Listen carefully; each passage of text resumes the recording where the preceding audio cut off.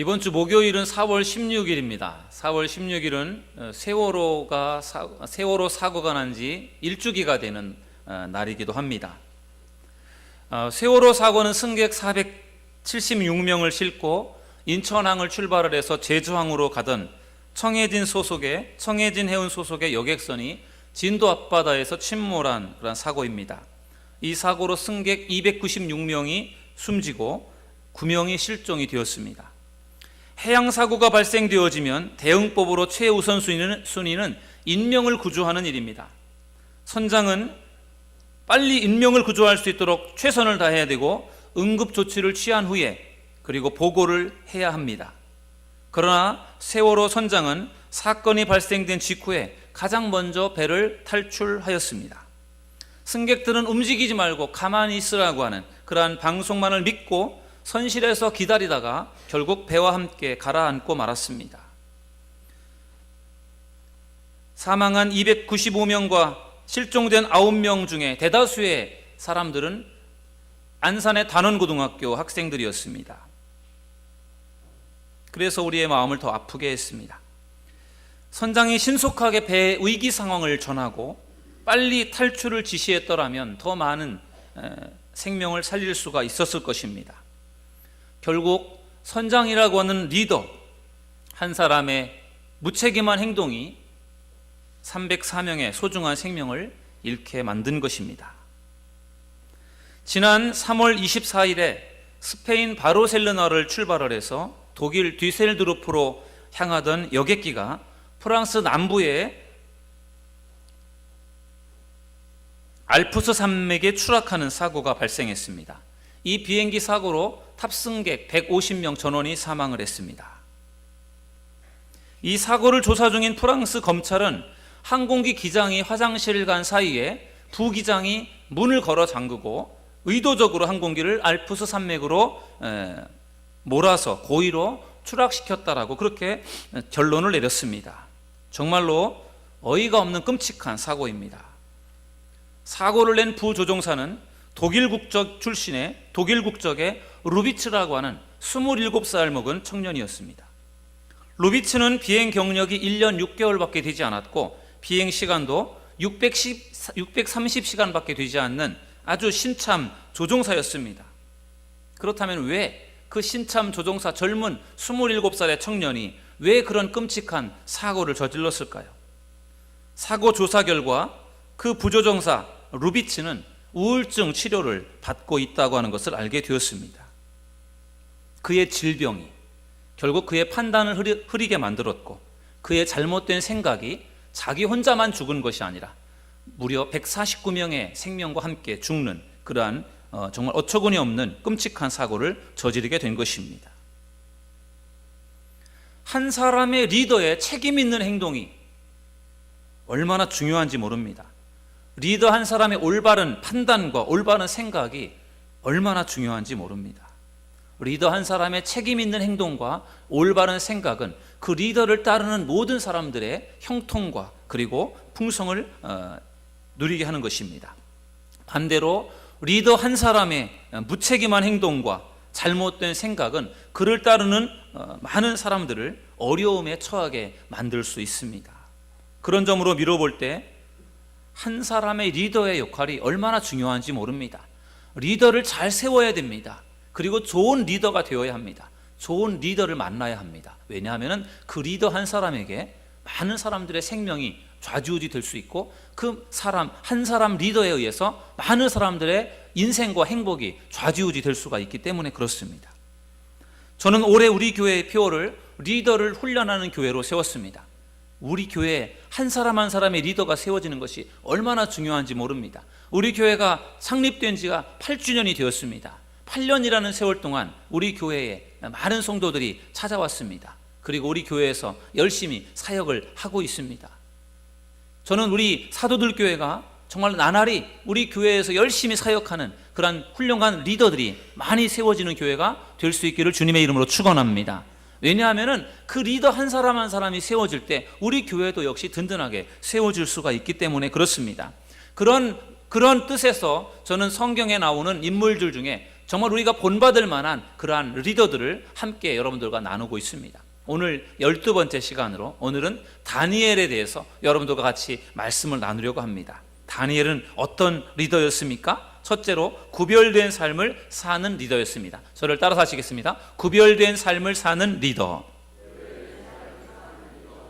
여러분, 다니엘은 구별된 삶을 살았습니다.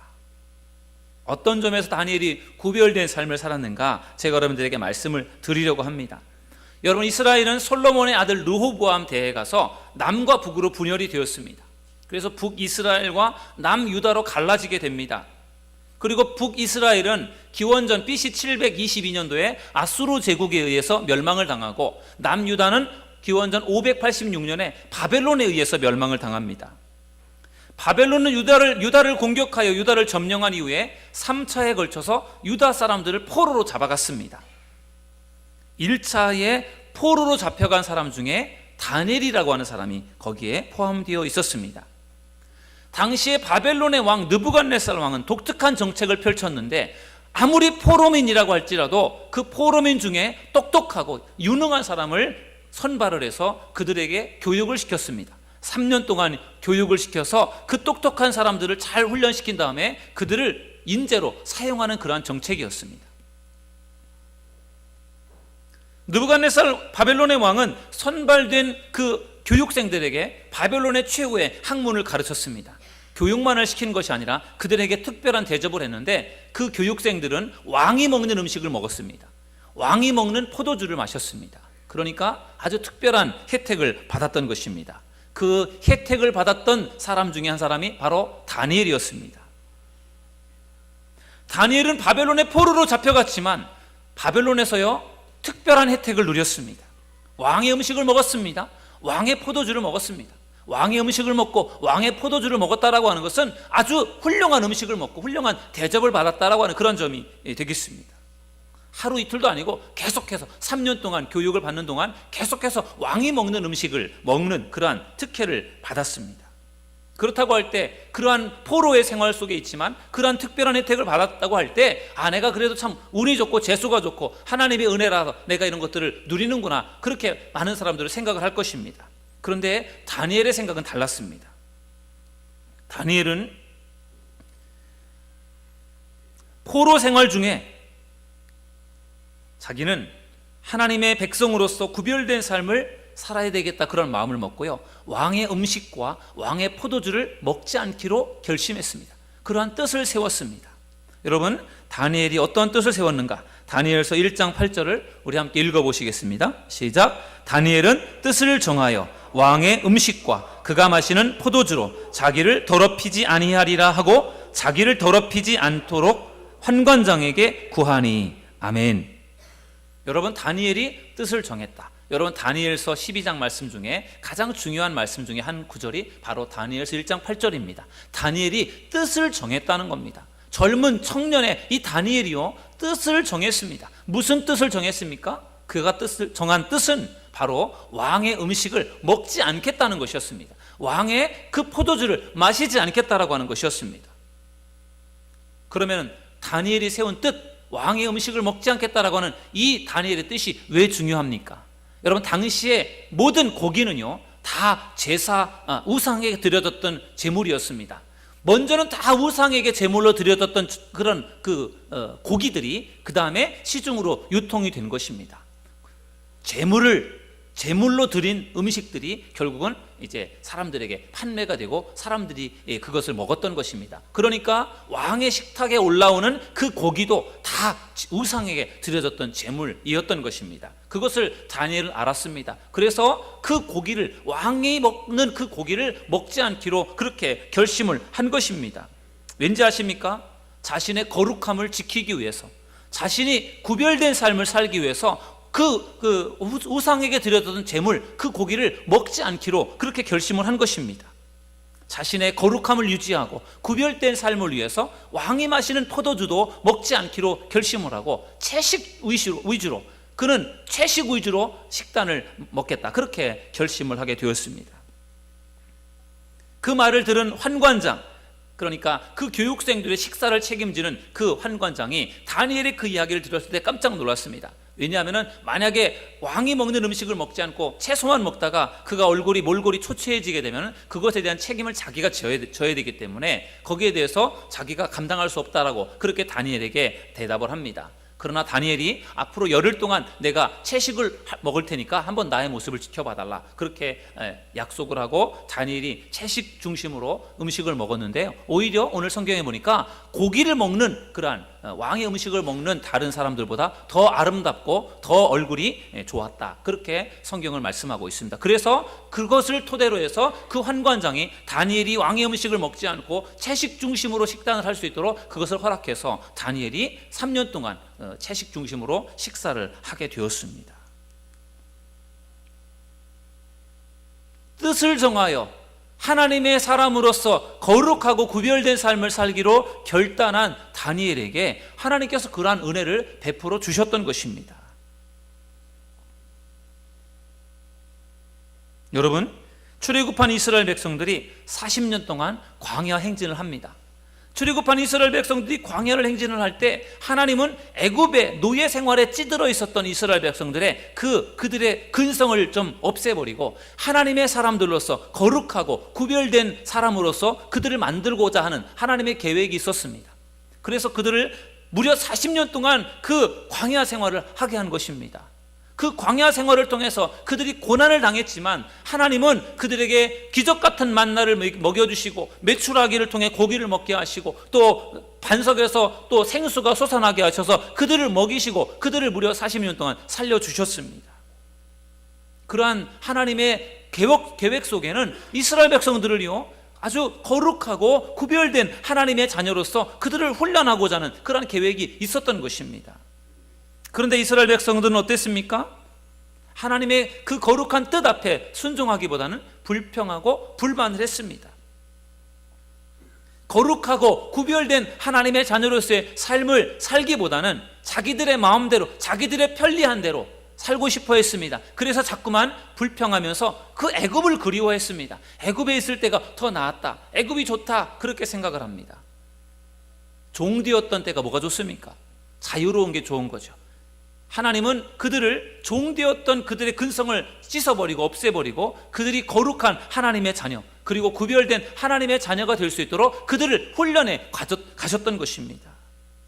그러나 이스라엘 백성들은 하나님의 거룩한 백성으로서의 삶을 사는 것을 기뻐하기보다는 불평하고 원망하며 과거를 자꾸만 그리워했습니다.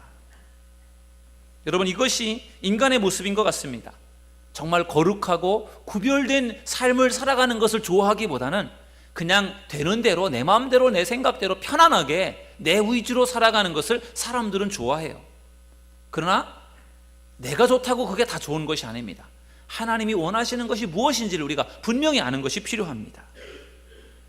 하나님은 분명하게 말씀하셨습니다. 내가 거룩하니 너희도 거룩할지어다. 왜 우리가 거룩하고 구별된 삶을 살아야 됩니까? 하나님이 그것을 원하시기 때문에 그런 것입니다. 교회를 다니는 사람들을 뭐라고 부릅니까? 성도라고 부릅니다. 성도라고 하는 그 말의 의미, 한자를 보니까 거룩할 성자에 무리 도자를 썼습니다. 거룩한 무리입니다. 성도라고 우리가 보통 표현을 하죠. 성도, 교회를 다니는 그러한 사람들을 성도라고 합니다. 거룩한 무리입니다. 이 말 속에 들어있는 것처럼 우리 성도들에게 원하는 그러한 이름의 뜻은 거룩이에요. 거룩하고 구별된 그러한 삶을 살아가는 것이 우리 성도들의 그 이름에 들어있는 중요한 의미입니다. 그래서 우리가 성도로서 거룩하고 구별된 삶을 살아가야 되는 것입니다. 교회를 다니는 사람은 술과 담배를 하지 않습니다. 술과 담배를 했던 사람들 중에도 교회를 다니면서 술과 담배를 끊습니다. 물론 술과 담배를 여전히 끊지 못한 채 교회를 다니는 사람들도 물론 있습니다. 술과 담배를 왜 끊어야 됩니까? 술과 담배를 한다고 해서 그것이 뭐가 그렇게 큰 죄가 되고 성경에 술, 담배 하지 말라는 성경 구절이 어디 있느냐라고 따지는 분들도 계십니다. 물론 술 먹지 말고 담배라는 이야기도 나오지도 않죠. 그런 거 나오지 않습니다. 취하지 말라는 이야기는 있죠. 그런데 왜 교회에서 술, 담배를 왜 하지 말도록 그렇게 권하는지 아십니까? 그것은 술 먹고 죄를 지어서 지옥에 가는 술 먹어서 구원받지 못하고 천국 가지 못하는 그런 문제 때문에 술, 담배를 금지하고 제한하는 것이 아니라 거룩의 문제 때문에 그런 겁니다. 거룩하고 구별된 삶을 살기 위해서 술, 담배가 거룩한 구별된 성도들의 삶에 지장을 주기 때문에, 방해를 주기 때문에 가능하면 그것을 안 하는 게 좋다라는 것입니다. 난 정말 절대로 끊을 수가 없어서 정말 이것 때문에 난 정말 교회를 못 다니겠어, 그렇게 말하시는 분이 혹시 계실지도 모르겠습니다. 그러는 분들은 술, 담배 때문에 교회를 못 다니겠다라고 말씀하지 마시고, 술, 담배 때문에 교회를 못 다니는 것이 아니라 그래도 다녀야 되겠죠. 다니면서 하나님이 끊어주시도록 기도해야 될 줄로 믿습니다. 성도로서의 삶을 살아가는 것이 그런 것입니다. 거룩하고 구별된 삶을 살기 위해 노력하는 것입니다. 여러분들은 과연 세상에서 과연 구별된 삶을 살고 계십니까? 여러분들이 기독교인이신데 과연 어떻습니까? 여러분들이 믿지 않는 세상의 사람들과 뭐가 다릅니까? 뭐가 구별이 됩니까? 다른 점이 있습니까? 뭐가 다릅니까? 다른 점이 많겠죠. 그러나 그 많고 많은 다른 점들 중에서 가장 중요한 것이 주의를 지키는 것임을 여러분들 믿으시기를 주님의 이름으로 축원합니다.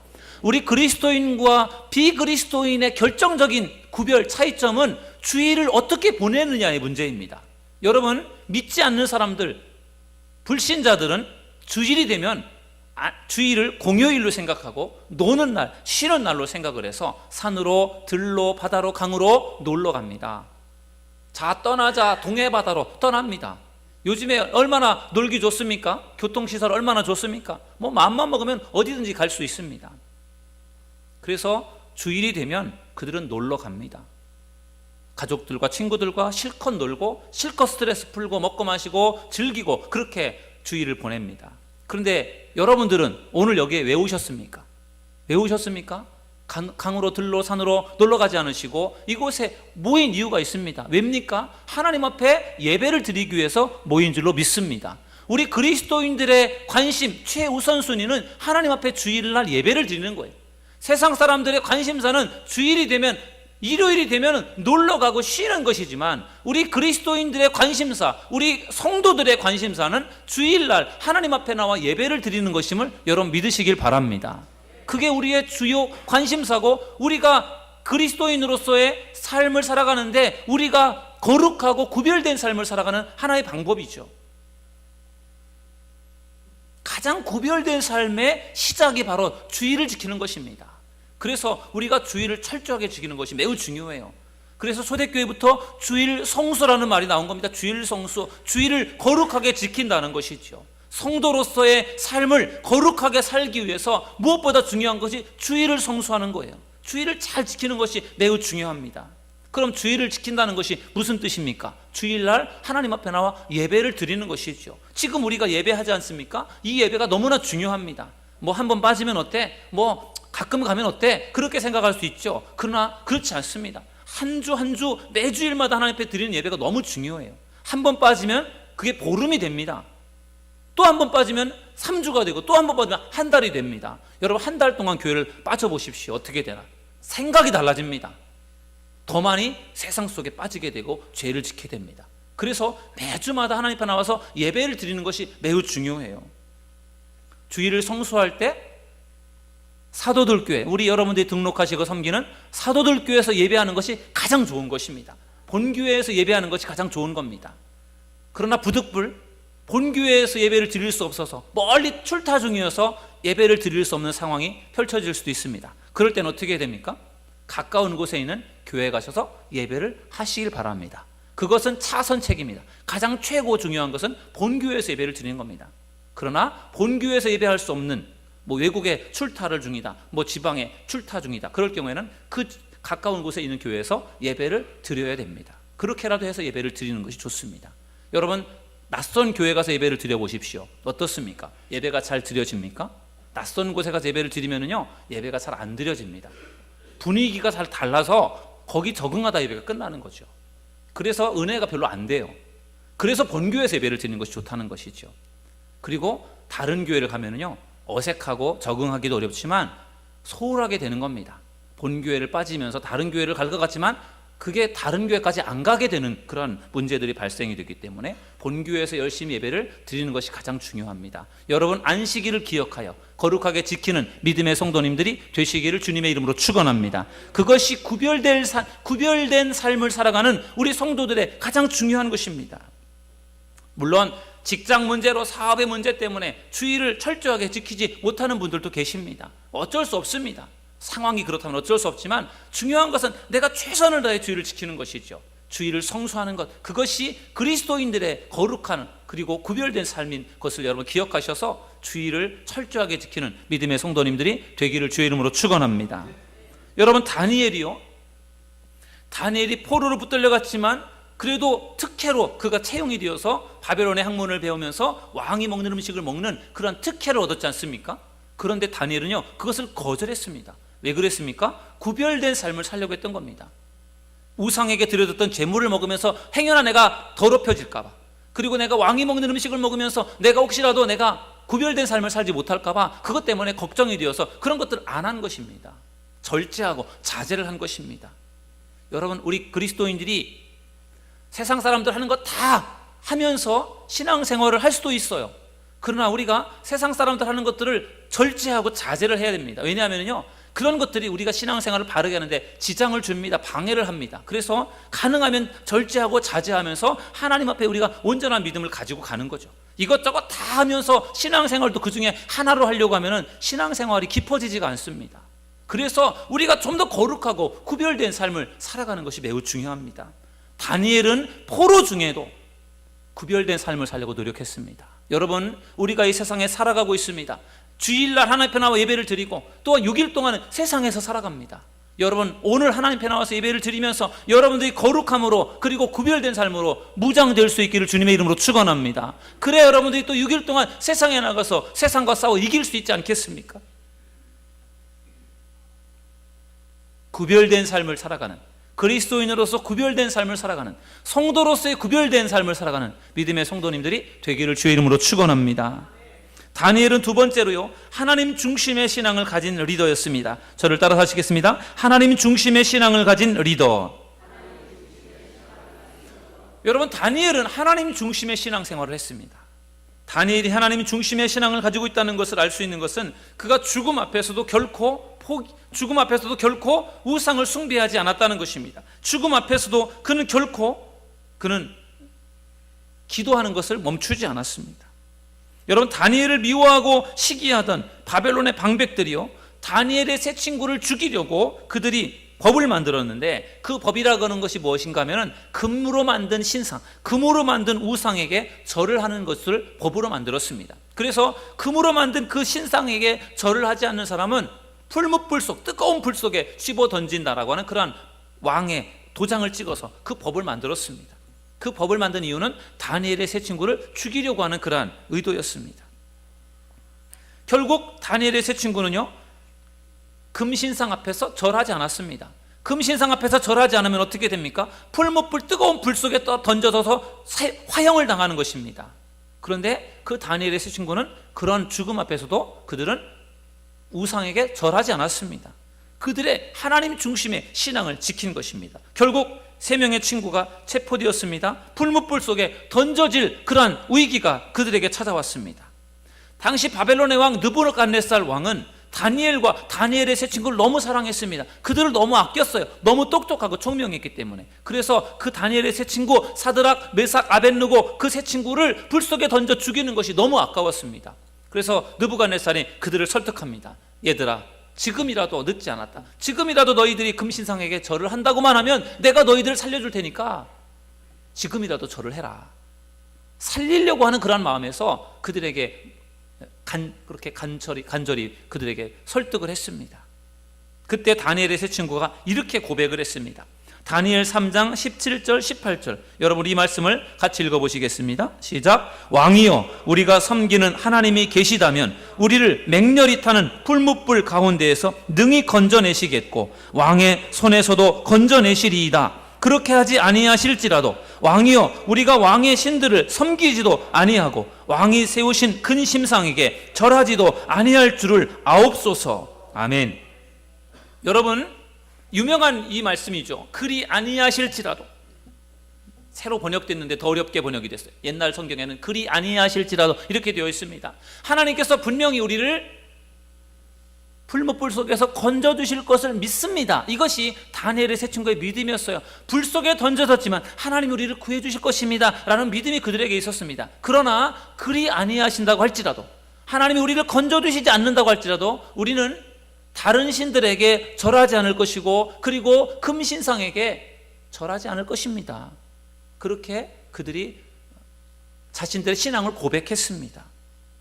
결국 어떻게 되었습니까? 다니엘의 세 친구가 풀무불 속에 던져졌습니다. 그게 법이었으니까요.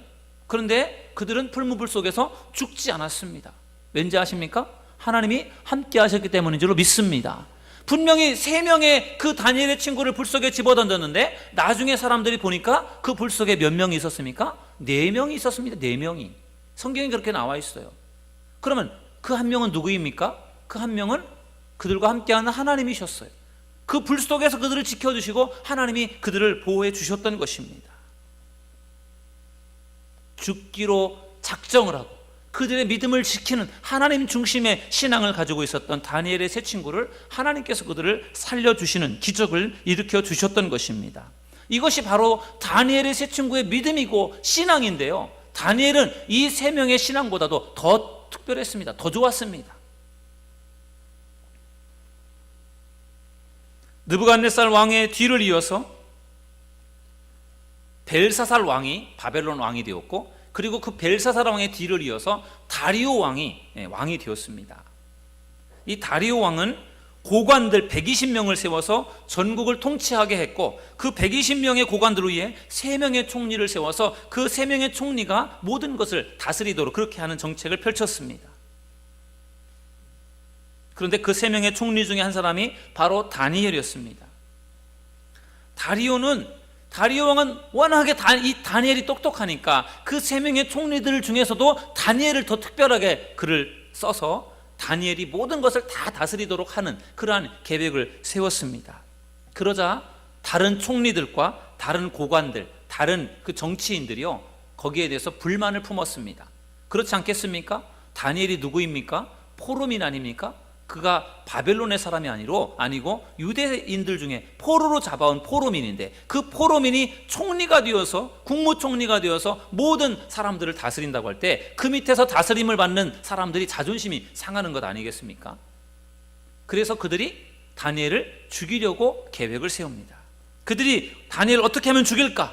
다니엘이 무슨 잘못하는 일이 없지 않습니까? 다니엘이 얼마나 정직하고 깨끗하고 성실한 사람입니까? 그래서 다니엘을 죽일 방법이 없었어요. 그래서 그들이 찾아낸 것이 다니엘을 꼬투리 잡아 죽여야 되는데, 다니엘이 매일매일 기도하는 것을 알았습니다. 그래서 그들이요, 왕에게 또 간청을 해서 아첨을 해서 법을 만들었는데, 앞으로 30일 동안 왕이 아닌 다른 사람이나 다른 신에게 기도를 하는 사람은 사자골 속에 던져 죽입시다.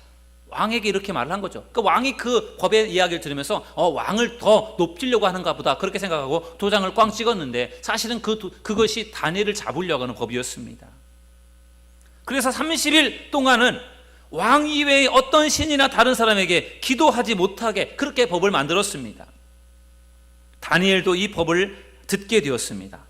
이 법이 선포되었을 때 다니엘이 어떻게 행동했는지 아십니까? 우리 성경을 읽어보시겠습니다. 다니엘 6장 10절입니다. 다 같이 읽어보시겠습니다.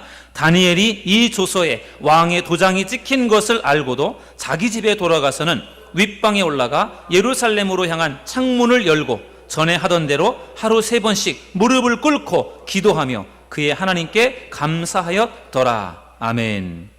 여러분, 다니엘은 하루에 3번씩 기도하는 사람이었습니다. 철저하게 하나님 앞에 기도하는 사람이었습니다. 기도가 다니엘의 거룩한 습관이었습니다. 다니엘은 죽음 앞에서도 기도를 멈추지 않았습니다. 여러분에게, 우리에게 이러한 상황이 닥쳐오게 된다면 우리는 어떻게 할까요? 하나님, 어쩔 수 없습니다. 그래도 살아야 되지 않겠습니까? 하나님, 한 달입니다. 한 달만 제가 기도를 멈추겠습니다. 한 달 후에 다시 하겠습니다. 여러분, 이렇게 하지 않겠습니까? 보통 한 달이라는 그런 기간이 정해져 있는 거죠. 앞으로 죽을 때까지 기도를 못해, 이게 아니라 한 달이라는 짧은 기간 동안에 기도를 하지 못하게 만드는 것인데, 우리라고 하면, 보통 우리들의 생각이라면 그러면 살고 보자라는 생각에 기도를 멈추지 않겠습니까? 그런데 다니엘은 그렇지 않았습니다. 다니엘은 전에 하던 대로 계속 기도를 했습니다. 죽으면 죽으리라고 하는 그런 마음으로 그는 기도 생활에 그는 계속 최선을 다했던 것입니다. 결코 죽음 앞에서 타협하지 않았고 기도를 포기하지도 않았습니다. 이것이 바로 다니엘의 신앙이고 하나님 중심의 신앙인 것입니다. 여러분, 오늘날 많은 사람들이 자기 중심적으로 신앙생활을 합니다. 하나님 중심적으로 신앙생활을 해야 되는데 자기 중심적으로 신앙생활을 합니다. 사람 중심적으로 신앙생활을 합니다. 하나님이 뭘 원하실까요? 사람 중심으로, 자기 중심으로, 이기적으로 신앙생활하는 것을 하나님이 원하실까요? 하나님은 그걸 원하지 않습니다. 하나님이 원하시는 것은 하나님 중심으로 신앙생활하는 것을 하나님이 원하신다는 것을 믿으시기 바랍니다. 그렇게 신앙생활하는 사람을 하나님이 인정해 주십니다. 내 중심으로 내 마음대로 내 생각대로 신앙생활을 했다가 하나님 앞에 섰을 때 하나님이 네 마음대로 신앙생활하다 해봤는데 나는 너를 전혀 모르겠다, 기뻐하지 않는다. 마태복음에도 그런 말씀이 있습니다.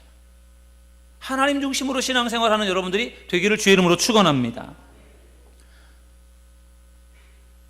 목회자 중심으로 신앙생활을 해야 됩니다. 말 그럴듯하고 좋습니다. 목회자 중심으로 신앙생활한다는 거 좋지 않습니까? 그러나 그것도 옳지 않은 겁니다. 하나님 중심으로 가야 되는 거죠. 목회자도 하나님이 아니기 때문에, 목회자도 연약하고 부족함이 있고 잘못될 수 있기 때문에 하나님 중심으로 가야 되는 겁니다. 교회 중심으로 가야 되는 거죠. 그게 하나님이 정말로 원하시는 것입니다. 여러분, 오늘날 정말로 건강하고 좋은 교회들도 많이 있지만 잘못된 교회들도 많아요. 건강하지 못한 교회들 많습니다. 이단 교회들 너무나 많습니다. 참 정말 안타깝고 너무나도 기가 막힌 사실은 기독교인의 수는 줄어들고 있는데 이단의 수는 점점 늘어나고 있다는 거죠. 기존 교회, 건강한 기성교회, 정통교회들은 부흥이 안 되고 있는데 이단 교회들이 부흥이 되고 있다는 거죠. 왜 그럽니까? 이거 참 큰 문제입니다. 이단의 문제, 여러 가지 많은 문제들을 가지고 있어요. 그 중에 가장 큰 문제는요, 이단은 하나님 중심으로 가기보다는 교주 중심으로 간다는 거예요. 사람 중심으로 간다는 겁니다. 이단의 그 교주가 마치 자기가 하나님처럼 사람들을 움직입니다. 교주의 말이 하나님보다 더 무섭게 사람들은 그렇게 생각합니다. 그게 뭡니까? 잘못된 거죠. 하나님 중심으로 가야 되는 것입니다. 사람 중심, 교주 중심, 목회자 중심, 그게 아니에요. 하나님 중심으로 가는 것이, 그게 하나님이 원하시는 것을 믿으시기 바랍니다. 여러분, 우리가 이 세상에서 신앙생활을 할 때 우리의 믿음을 잘 지키기 위해서는 이 다니엘과 같은 믿음이 필요한 것입니다. 이러한 믿음이 있어야 우리가 환난과 핍박이 다가와도 우리의 믿음을 지킬 수 있지 않겠습니까? 여러분, 우리의 삶 속에 얼마나 많은 환난과 핍박이 있습니까? 육신의 정욕과 안목의 정욕과 이생의 자랑, 여러분들 이것을 이겨낼 수 있습니까? 여러분, 늑대 이리보다 더 무서운 것이 여우라고 합니다. 여우, 사자보다 더 무서운 것이 여우라고 해요. 달콤한 꾀에, 그럴듯한 꾀에 넘어간다는 것입니다. 사람들이 그 유혹에 넘어간다는 것입니다. 오늘날 얼마나 많은 유혹들이 있습니까? 육신의 정욕과 안목의 정욕과 이생의 자랑, 우리가 어떻게 이길 수 있습니까? 그리고 이단의 유혹들을 우리가 어떻게 이길 수 있습니까? 우리가 믿음이 없이는 이런 것들을 이겨낼 수 없습니다. 하나님 중심의 믿음을 소유하는 여러분들이 되시기를 주님의 이름으로 축원합니다. 그래야 여러분들이 어떠한 시험과 핍박과 환난이 와도 여러분들이 넘어지지 않습니다. 이러한 믿음이 없으면 다 넘어지는 것입니다. 다니엘이 가지고 있었던 하나님 중심의 믿음이 여러분의 믿음이 될 수 있기를 주님의 이름으로 축원합니다. 다니엘은 세 번째로 탁월한 지혜를 가진 리더였습니다. 저를 따라서 하시겠습니다. 탁월한 지혜를 가진 리더. 다니엘은 탁월한 지혜를 가지고 있었습니다. 다니엘이 바벨론의 포로로 붙들려갔습니다. 그런데 다니엘이 포로로 붙들려갔지만 그가 누가 되었습니까? 바벨론의 총리가 되었습니다. 얼마나 똑똑하고 얼마나 능력이 있었으면 그가 바벨론의 총리가 되었겠습니까? 성경은 다니엘의 지혜에 대해서 이렇게 말합니다. 다니엘 1장 20절을 우리 함께 읽어보시겠습니다. 시작. 왕이 그들에게 모든 일을 묻는 중에 그 지혜와 총명이 온 나라 박수와 술객보다 10배나 나은 줄을 아니라. 아멘. 여러분, 다니엘의 지혜가요, 그 바벨론이라고 하는 거대한 제국에 있는 그 박사들, 그리고 그 점쟁이들, 마술사들, 이런 사람들 다 모은 지혜보다도 10배나 더 지혜로웠다는 것이죠. 얼마나 다니엘의 지혜가 대단했는지를 알 수 있습니다. 느부갓네살 왕은 다니엘의 지혜가 탁월하다고 하는 것을 알았습니다. 그래서 다니엘을 바벨론의 총리로 세워서 그를 사용했던 것입니다. 다니엘은 느부갓네살 왕이 꾸었던 꿈을 2번이나 해몽함으로써 왕에게 신임을 얻었습니다. 그래서 왕의 신임을 받아서 바벨론을 다스렸던 것입니다. 느부갓네살 왕의 뒤를 이어서 바벨론의 왕이 된 사람이 그의 아들 벨사살 왕이었습니다. 벨사살 왕은 귀족들 1000명과 함께 큰 잔치를 베풀고 선친 느부갓네살 왕이 탈취해온 예루살렘 성전의 성물들을 가지고 술을 마시면서 즐거워했습니다. 여러분들 사진에 보는 모습이 바로 그런 것이죠. 예루살렘 이스라엘 성전에서 훔쳐온 빼앗아온 그 성물들을 가지고 술을 마셨다고 하니 이건 완전 신성모독, 하나님을 모독하는 행위 아니겠습니까? 벨사살이 그렇게 타락했습니다. 그럴 때 갑자기 그들이 그렇게 잔치를 하고 있는데 벽에 갑자기 손목이 딱 나타나더니 손목이 글을 쓰는 것이었습니다. 얼마나 무섭습니까? 손목이 나타나서 글을 쓰는데 이게 하나님의 놀라운 역사 아니겠습니까? 그런데 그 글을 해석할 사람이 아무도 없었습니다. 이 벨사살 왕은 궁금해 죽겠습니다. 그게 무슨 소리인지를. 그래서 용하다는 박사들 다 불러서 그 글을 해석하라고 하는데 아무도 그 글을 해석해내지 못했습니다. 결국 다니엘이 그 글을 해석해내었습니다. 그 글의 내용은 벨사살 왕에 대한 저주의 글이었습니다. 하나님이 벨사살 왕을 가만두지 않겠다라고 하는 것이었어요. 결국 그날 밤에 벨사살 왕이 죽게 됩니다. 하나님의 저주를 받아 죽었습니다. 여러분, 다니엘의 지혜는 정말 탁월한 지혜였습니다. 이것은 오늘 우리가 읽은 말씀 중에 17절 말씀에 보면요, 하나님이 지혜를 주셨다고 말씀하고 있어요. 하나님이 주신 지혜를 가지고 다니엘이 그러한 능력을 행하고 그러한 꿈을 해석하고 또 신기한 일들을 할 수 있었던 것입니다. 그러므로 사랑하는 여러분, 여러분들도 하나님께 지혜를 구하는 믿음의 성도님들이 되시기를 주님의 이름으로 축원합니다. 기도하는 사람에게 하나님이 지혜를 주실 것입니다. 하나님의 말씀을 읽고 묵상하는 사람에게 하나님께서 지혜를 주실 것입니다. 저는 오늘 여러분들과 다니엘의 리더십에 대해서 같이 말씀을 나누었습니다. 다니엘이 바벨론의 포로로 붙들려간 포로민이었는데요, 그가 참 그 포로 중에도 참 많은 은혜를 경험했습니다. 구별된 삶을 살았습니다. 그리고 하나님께서 하나님 중심의 삶을 살 수 있는 그러한 믿음을 그에게 주셨어요. 그러면서도 하나님께서 지혜를 주셔서 탁월하게 정치를 잘 할 수 있도록 그에게 하나님이 능력을 주셨습니다. 그래서요, 포로로 붙들려갔지만 그가 크게 쓰임을 받았습니다. 여러분, 여러분의 지금의 삶이 힘들고 어려운 상황에 처해 있을 수도 있습니다. 그러나 여러분 낙심하지 마십시오. 하나님이 함께 하시고 도와주시면 어렵고 힘든 상황에서도 얼마든지 여러분들은 귀하게 쓰임 받을 수가 있는 것입니다.